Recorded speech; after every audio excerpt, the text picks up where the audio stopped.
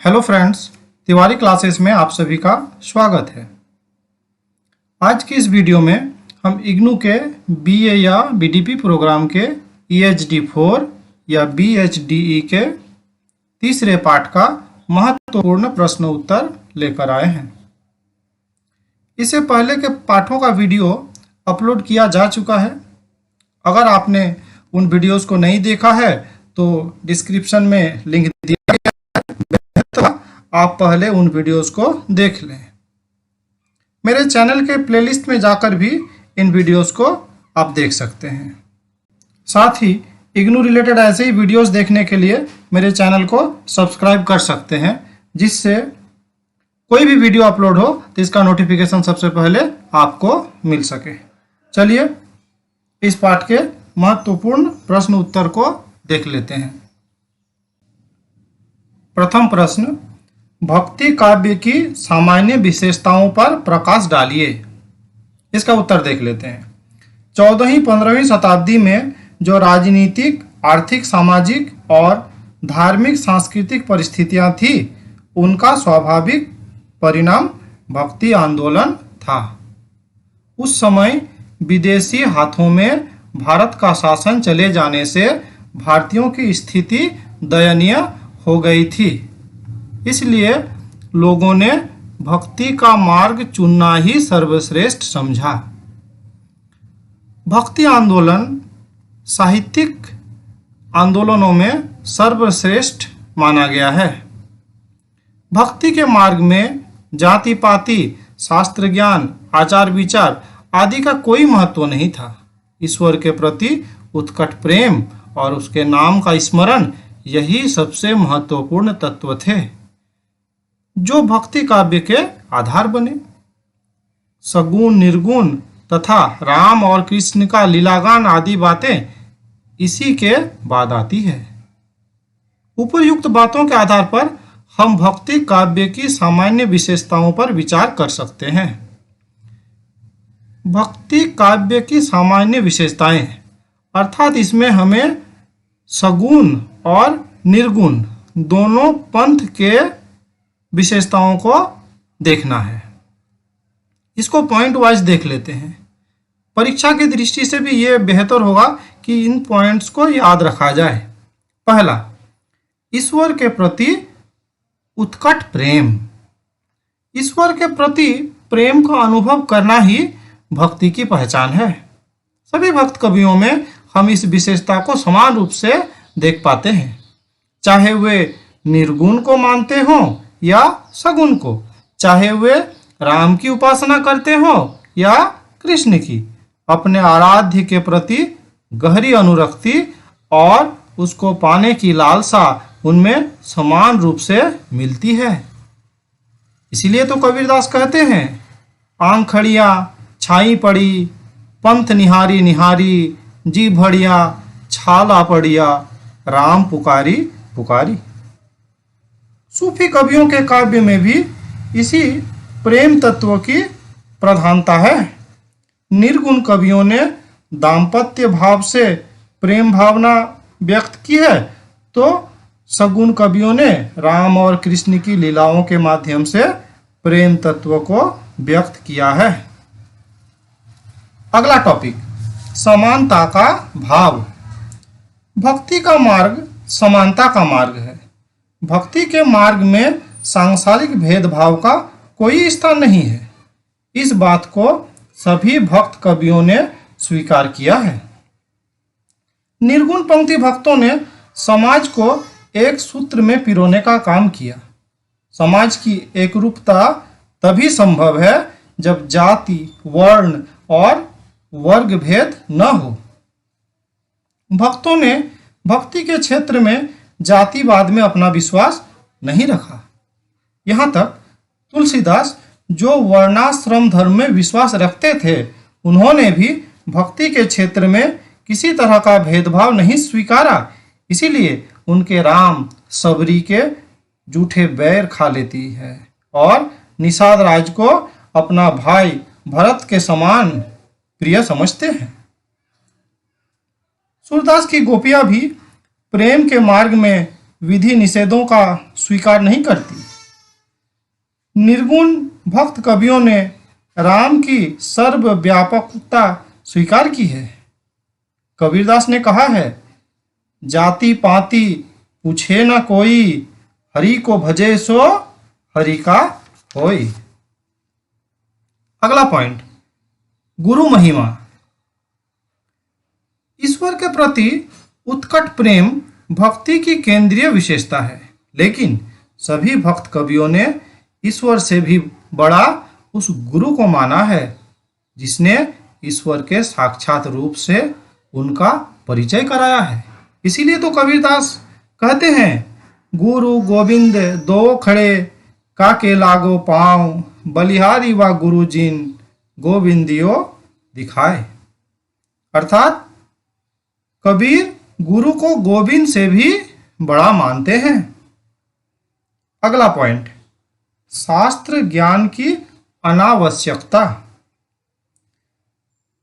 भक्त कवियों ने शास्त्र ज्ञान और पांडित्य को भक्ति के लिए आवश्यक नहीं माना, बल्कि कभी कभी तो इन्हें भक्ति के मार्ग की बाधा माना। कबीर कहते हैं, पोथी पड़ी पड़ी जगमुआ, पंडित भया ना कोई, ढाई आखर प्रेम के पढ़े सो पंडित होय। सूरदास की गोपियां भी उद्धव के शास्त्र ज्ञान का मजाक उड़ाती है। नामदेव ने भी कहा है, वेद और कुरान को पढ़ने से कुछ नहीं होता, चतुर तो वे हैं जो ईश्वर के वास्तविक ज्ञान को जानते हैं। अगला पॉइंट, नाम महिमा। नवधा भक्ति में जिन 9 साधनों का वर्णन किया गया है, उनमें से स्मरण, कीर्तन और श्रवण का संबंध नाम महिमा से है। भक्त कवियों ने राम के नाम को राम से भी बढ़कर माना है। अगला टॉपिक, अगला पॉइंट, अहंकार का त्याग। भक्त कवियों की यह सबसे बड़ी विशेषता है। कबीरदास कहते हैं, मैं तो राम का कुत्ता हूँ और मोती मेरा नाम है। मेरे गले में राम नाम का पट्टा बंधा है, वो जिधर खींचता है मैं उधर ही जाता हूँ। सूरदास और तुलसीदास के विनय संबंधी पदों में भी अहंकार के त्याग का यही भाव मिलता है। अगला पॉइंट, लोक जीवन से जुड़ाव। भक्त कवि किसी राजा या बादशाह के दरबारी कवि नहीं थे। इनमें से कई तो कोई ना कोई व्यवसाय करते थे। कबीर पेशे से जुलाहा थे, रैदास चर्मकार, तेलुगु भक्त कवि पोतना पेशे से किसान थे और उन्होंने राज्याश्रय का प्रस्ताव ठुकरा दिया था। अपने सिद्धांतों के कारण इन कवियों को राजाओं और बादशाहों का कोप भाजन भी बनना पड़ा। गुरु अर्जुन देव और गुरु तेग बहादुर को मृत्यु दंड दिया गया। मीरा को मारने का षड्यंत्र रचा गया। कबीर और नामदेव को भी कष्ट भोगने पड़े, लेकिन फिर भी ये लोक जीवन से जुड़े रहे। इस प्रकार हम पाते हैं, भक्ति का मार्ग ईश्वर की आराधना का सरल, सहज और सर्वसुलभ मार्ग था। इस मार्ग में छोटे बड़े और ऊंच नीच का कोई भेद नहीं था। यहाँ शास्त्रीय ज्ञान और कठोर साधना की भी आवश्यकता नहीं थी। केवल प्रभु के प्रति गहरा प्रेम और आत्मसमर्पण ही पर्याप्त था। इसलिए इस काव्य को इतनी लोकप्रियता मिली। जी हाँ, अब अगला प्रश्न देख लेते हैं। भक्ति काव्य की प्रमुख प्रवृत्तियों पर प्रकाश डालिए। भक्ति काव्य की 2 धाराएं या प्रवृत्तियां हैं। एक निर्गुण काव्य धारा और दूसरी सगुण भक्ति धारा। वे भक्त कवि जो ईश्वर को निर्गुण अर्थात सांसारिक गुणों से रहित या उनसे ऊपर, निराकार अर्थात जिसका कोई आकार नहीं हो, मानते हैं, निर्गुण काव्य धारा के अंतर्गत आते हैं। अर्थात जो भक्त ईश्वर को निर्गुण और निराकार मानते हैं वे निर्गुण काव्य धारा के अंतर्गत आते हैं, और वे भक्त जो ईश्वर को सगुण अर्थात गुणों से युक्त, साकार अर्थात कोई रूप धारण करने में सक्षम मानते हैं, सगुण काव्य धारा के अंतर्गत आते हैं। निर्गुण और सगुण काव्य धारा को भी दो शाखाओं में विभाजित किया जाता है। निर्गुण काव्य धारा को ज्ञानाश्रयी शाखा और प्रेम मार्गी शाखा में तथा निर्गुण काव्य धारा को शैव व वैष्णव शाखा में बांट सकते हैं। राम भक्ति काव्य धारा और कृष्ण भक्ति काव्य धारा वैष्णव भक्ति धारा की ही शाखाएं हैं। अब इनके विशेषताओं से परिचय प्राप्त कर लेते हैं। पहला, निर्गुण भक्ति काव्य। इनकी प्रमुख विशेषताएं इस प्रकार है। फर्स्ट पॉइंट, निर्गुण निराकार ईश्वर में विश्वास। ईश्वर को निर्गुण निराकार मानना भक्ति काव्य की आधारभूत विशेषता है। निर्गुण पंथी अवतार में विश्वास नहीं करते। उनका दृढ़ मत है कि ईश्वर निर्गुण और निराकार है। वह समस्त सृष्टि में व्याप्त है, लेकिन वह मनुष्य या किसी अन्य प्राणी का रूप धारण नहीं करता। ईश्वर निर्गुण निराकार है, इसलिए उसकी मूर्ति बनाकर पूजा करना गलत है। समस्त सृष्टि उसी की रचना है, इसलिए भी उसकी मूर्ति बनाना या मंदिर बनाना व्यर्थ है। अगला पॉइंट, लौकिक प्रेम द्वारा आध्यात्मिक प्रेम की अभिव्यक्ति। निर्गुण पंथी भक्त कवियों ने ईश्वर को निर्गुण निराकार तो माना, किंतु उसकी उपासना का एक मार्ग भी ढूंढ लिया। कबीर, नामदेव, रैदास आदि संतों ने ईश्वर के प्रति अपने प्रेम की अभिव्यक्ति के लिए लौकिक संबंधों को आधार बनाया। कबीर ने ईश्वर को अपना भरतार और स्वयं को उसकी दुल्हन माना। इसी प्रकार सूफी कवियों ने भी लौकिक प्रेम कथाओं के माध्यम से ईश्वर के प्रति प्रेम को अभिव्यक्ति दी। अगला पॉइंट, धार्मिक रूढ़ियों और सामाजिक कुरीतियों का विरोध। निर्गुणपंथी भक्त केवल ईश्वर प्रेम में लीन रहने वाले भक्त नहीं थे, उन्हें ईश्वर की बनाई सृष्टि से भी उतना ही प्रेम था। इसलिए उन्होंने इसमें व्याप्त बुराइयों और अनाचारों का विरोध किया। उन्होंने धार्मिक रूढ़ियों और कर्मों कांडों को माया कहा। उनके अनुसार यह विश्वास करना कि काशी में मरने से स्वर्ग मिलेगा या गंगा में नहाने से पुण्य होता है केवल मन का भ्रम है। कबीर तो हिंदुओं के आडंबर पर प्रहार करते हुए कहते हैं, पाहन पूजे हरि मिले तो मैं पूजू पहाड़, ताते यह चक्की भली पीस खाए संसार। वैसे ही मुस्लिम के आडंबर पर प्रहार करते हुए कहते हैं, काकर पत्थर जोरी कई मस्जिद लई चुनाई, ता चढ़ी मुल्ला बांग दे, क्या बहिरा हुआ खुदाई। अगला पॉइंट, जाति प्रथा का विरोध और हिंदू मुस्लिम एकता का समर्थन। निर्गुण पंथी जाति पाति और ऊंच नीच के भेद में विश्वास नहीं करते थे। कबीर और अन्य संत कवियों ने बार बार इस बात को दोहराया है कि ब्राह्मण और शूद्र एक ही ईश्वर की संतान है और उसमें भेद करना गलत है। अगला पॉइंट, रहस्यवाद का प्रभाव। रहस्यवाद निर्गुण काव्य धारा की एक महत्वपूर्ण विशेषता है। सृष्टि की प्रत्येक वस्तु में ईश्वर की परोक्ष सत्ता का आभास पाना, उनसे अपना संबंध जोड़ना और उस सत्ता के साथ अपने को एकाकार महसूस करना रहस्यवाद है। निर्गुण भक्ति काव्य धारा पर नाथों, सिद्धों, सूफी मत, अद्वैतवाद और वैष्णव भक्ति का प्रभाव था। निर्गुण काव्य धारा ने इन सभी को अपनाया, इन्हीं में से अपना रास्ता निकाला। नाथों और सिद्धों की परंपरा से उन्होंने धार्मिक पाखंड का खंडन और जाति पाति का विरोध लिया। वैष्णव परंपरा से उन्होंने अहंकार का त्याग, ईश्वर के प्रति उत्कट प्रेम और राम नाम का आधार लिया।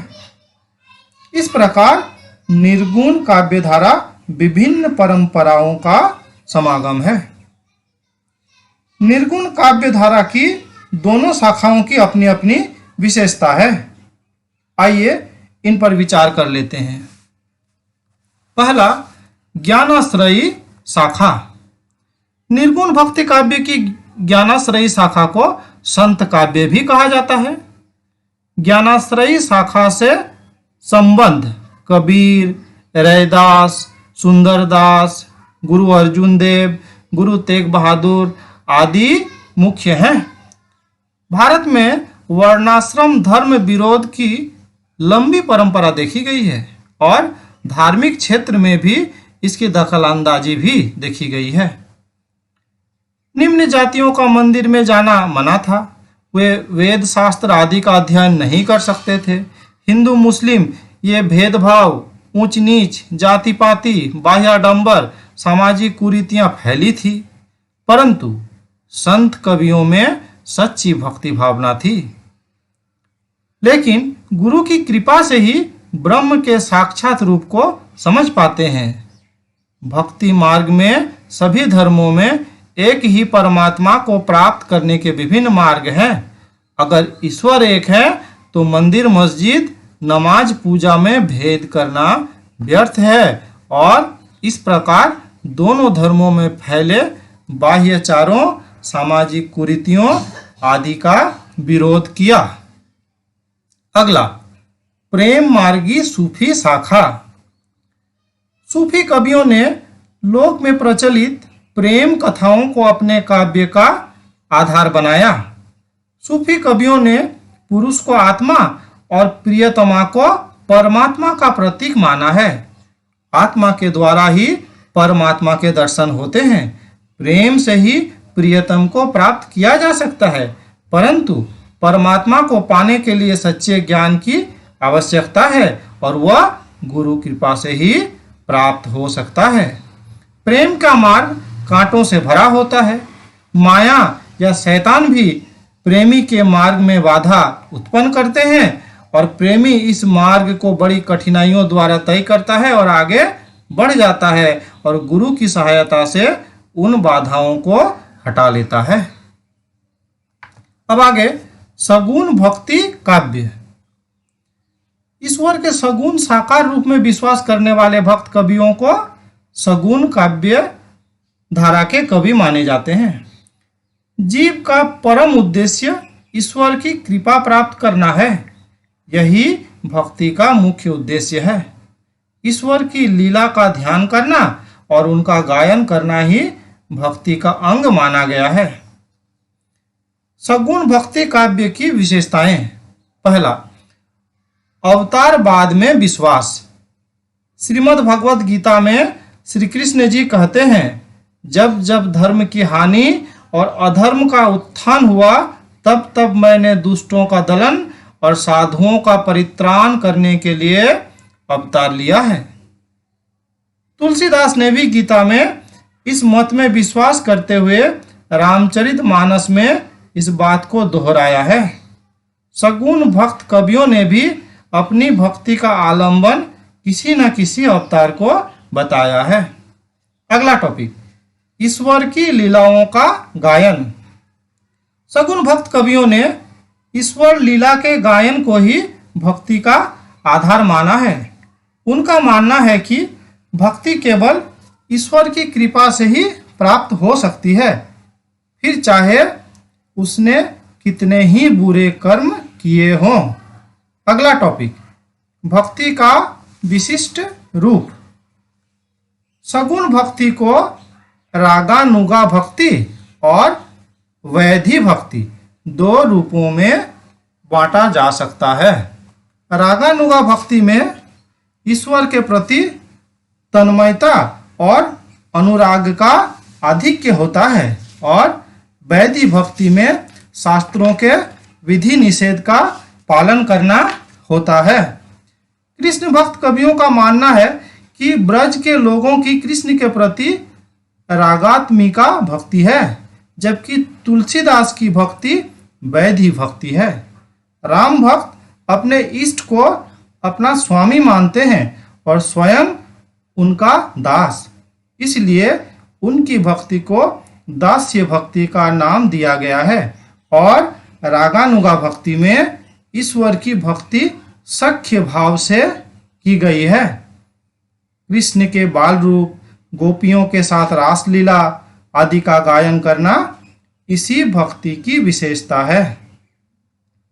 आगे शैव भक्ति धारा तथा वैष्णव भक्ति धारा। शिव को आराध्य मानकर उनकी भक्ति करने वाले को शैव भक्त कहा गया है तथा विष्णु को आराध्य मानकर उसकी भक्ति करने वाले को वैष्णव भक्त कहा गया है। वैष्णव भक्ति धारा की दो शाखाएं हैं। पहला कृष्ण भक्ति शाखा।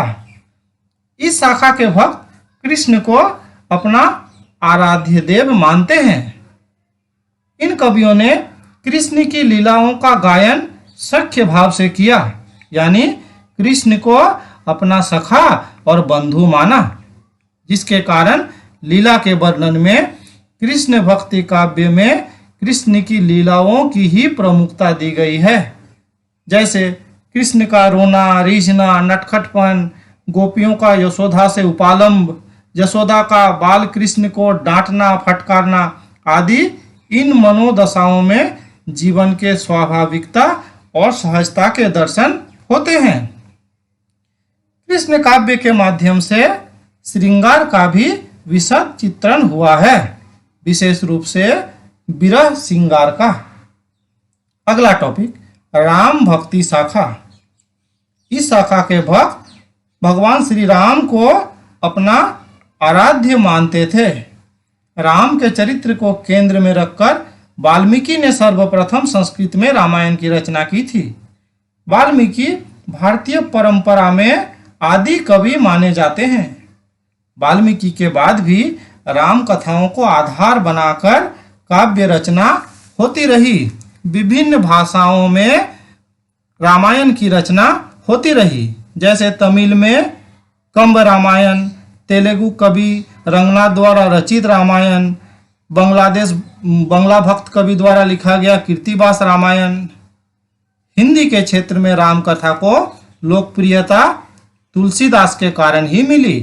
तुलसीदास का रामचरितमानस उत्तर भारत के हिंदू परिवारों में धर्म ग्रंथ की तरह पूज्य हो गई। तुलसीदास आदि राम भक्त कवि यह मानते थे कि भगवान दुष्टों का दलन करने और साधुओं की रक्षा करने के लिए अवतार लेते हैं।